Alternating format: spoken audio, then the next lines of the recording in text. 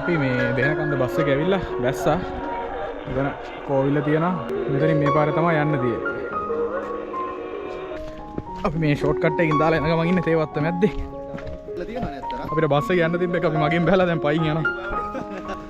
Good morning. දැන් වෙලා උදේ 5:45යි. අපි මෙතනින් පිටත් වෙන්න යන්නේ.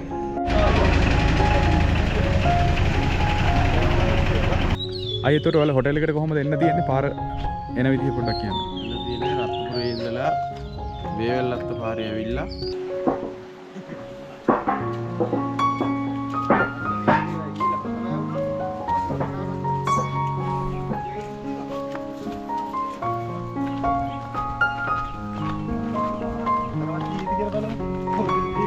අපි යන රත්ගංගෙන් එගොඩ වෙලා සිරිපා කරුණාව පටන් ගමු.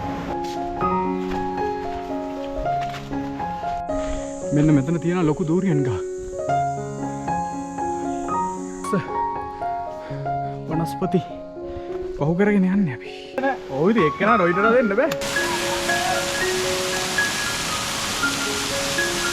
මේ තියෙන්නේ පැරඩයිස් තැල්ල.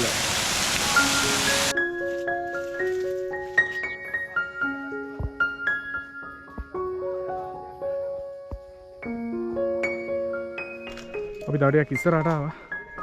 දැන් හොඳටම පේනවා සිරිපාද ලස්සනට උඩ මළුවත් එක්කම.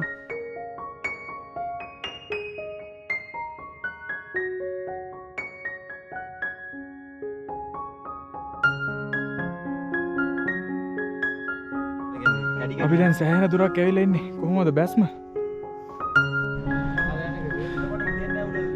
අපි දැන් රත්නපුර පාරට එකතු වෙන්න යන්නේ. ඔන්න ආපහු ඉර පෑවුවා. කොහොමද ලස්සන?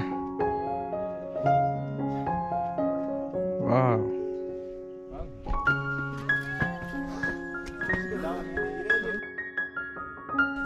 ඔන්න ඉර ටික ටික ගිලීගෙන යනවා.